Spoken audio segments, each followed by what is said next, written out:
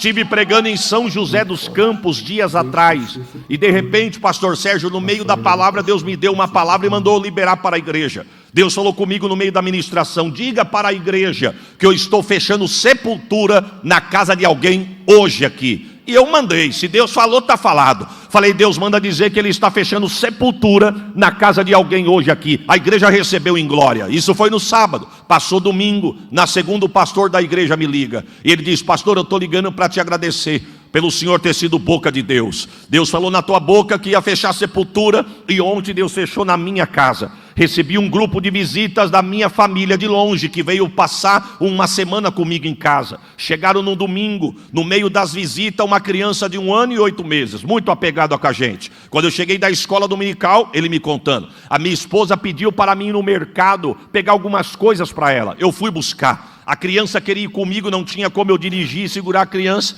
A sogra dele falou: eu vou contigo para te ajudar. A sogra abre o portão, pega a criancinha, coloca no banco de trás do carro. O pastor dá ré no carro, embica o carro na ladeira. A rua dele é uma ladeira, e ele se embicou na ladeira, freou para esperar a sogra fechar o portão. A sogra fecha o portão, e a sogra não percebeu por causa do insufilme do vidro, mas a criança tinha sentado e colocado as costinhas na porta do carro. Quando a sogra do pastor puxa a porta, a criança cai e bate a nuca na guia. O pastor, segurando o carro no freio, se assustou. Ele pulou para tentar segurar a criança pelo banco de trás. Só que ele não percebeu que ele tirou o pé do freio. A criança bate a cabeça na guia e o carro passa por cima da barriga da criança. A criança desmaia. Fica ligado, irmão, fica ligado. Porque esse culto hoje aqui pode mudar a sentença na tua casa e no meio da tua família. A criança desmaia, é levada às pressas para o hospital. 2 horas depois que a criança está lá dentro, os médicos chamam a família. E o médico diz assim: vocês têm certeza que a criança bateu a cabeça? Vocês têm certeza que o carro passou por cima da criança? Se você deu glória, prepara um melhor do que esse. O pastor disse: eu senti o carro pular que passou em cima da criança. Mas o médico disse: não tem hematoma, não tem sinal, não tem calo na cabeça. Mas é Deus dizendo: eu estou fechando a sepultura. Você sabia que enquanto você adora aqui, Deus fecha a boca do leão na tua casa? Você sabia que enquanto você adora aqui, Deus abre porta para você aonde não tem? Tu pode dar um glória melhor do que esse? Então eu quero que os irmãos entendam que não faz parte da minha fala dizer que não é para vir para a igreja, pelo amor de Deus. O que eu quero dizer para os irmãos é que o diabo está mais preocupado em nos tirar da presença de Deus do que nos tirar da igreja. Até porque estar na igreja não significa estar na presença de Deus. É por... Oh, glória! Senhor, levei tanto tempo para vir aqui, mas eu preciso deixar uma palavra neste altar. Preste atenção, estar na igreja não significa que está na presença de Deus. É por isso que você vai ver pessoas que não entendem dizer assim: mas não canta, mas não é da igreja. Pessoas na igreja com mau testemunho aí fora, e o ímpio diz assim: mas não prega, mas não é crente, mas não canta, mas não toca. Pode tocar, pode pregar, pode dirigir, pode reger, pode fazer o que for. Isso não significa que está na presença de Deus. É por isso que a Bíblia vai dizer que aquele dia será um dia de surpresa. É por isso que a Bíblia vai dizer que naquele dia alguém vai dizer assim: eu preguei no teu nome, mas vai ouvir, mas eu não te conheço. Eu cantei em teu nome, mas eu não te conheço. Eu expulsei, orei, Jesus curou em teu nome, mas eu não te conheço. Por quê? Porque estar na igreja, cantar, pregar, tocar, trabalhar, não é sinônimo de estar na presença de Deus. Então, o diabo está mais preocupado em te tirar da presença de Deus do que te tirar da igreja. E é o que está acontecendo com Israel. Num sapatinho de pelica, num sapatinho de algodão, de uma forma sorrateira, astuta, o diabo está tirando Israel da presença de Deus. Quem é o rei da ocasião? A Bíblia vai dizer que é Acabe. Acabe, a Bíblia diz que ele foi o 7º rei de Israel. Ele reina por 22 anos. E ele ganhou um dos piores títulos que um rei pôde ter ganho: o pior rei de Israel.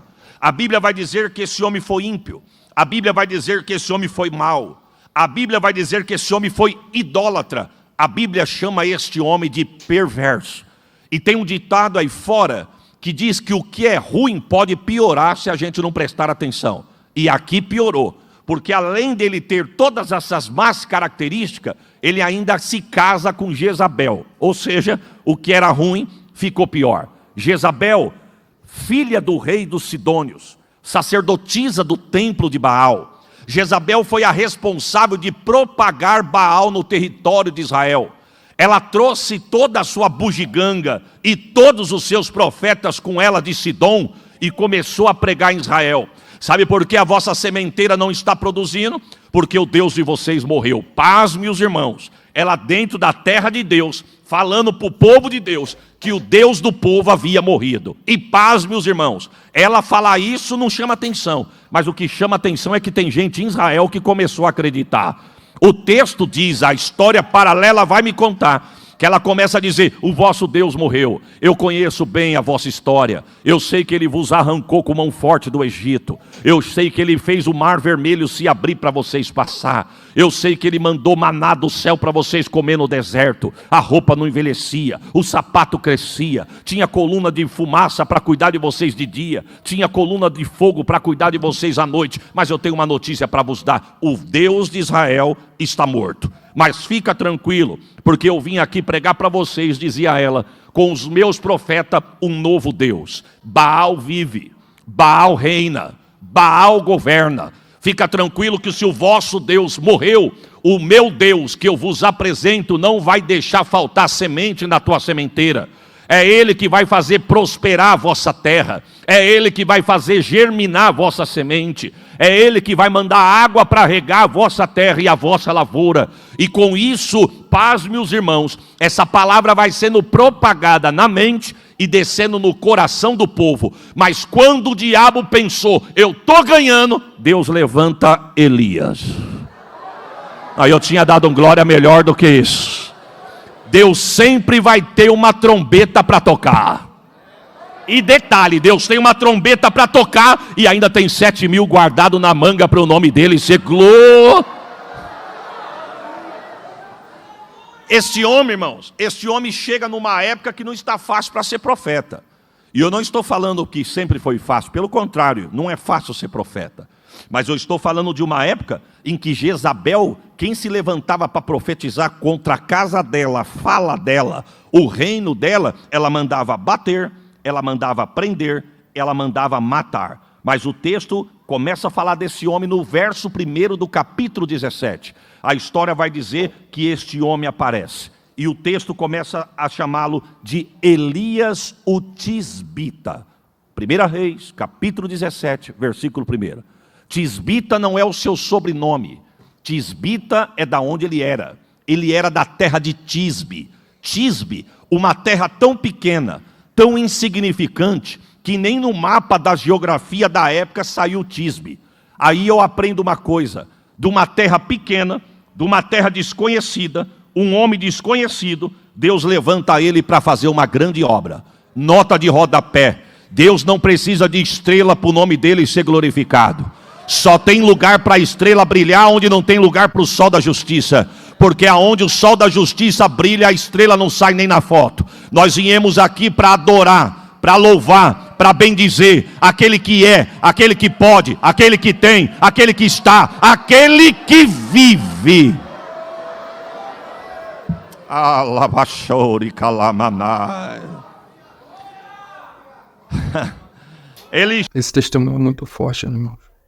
Onde Deus enviou o pastor Isaías para estar pregando naquela igreja. E através da vida dele, Deus cortou um laço de sepultura na vida do pastor daquela igreja. Deus, ele sabe o seu jeito de agir e como fazer um milagre, né? Que Deus possa estar abençoando a sua vida, abençoando a vida da sua família, cortando todo o mal, todo o laço. Se inscreva para mais vídeos, deixe seu comentário, seu like. Envie esse vídeo para uma pessoa que precisa ouvir da palavra de Deus. E até o próximo vídeo. Paz.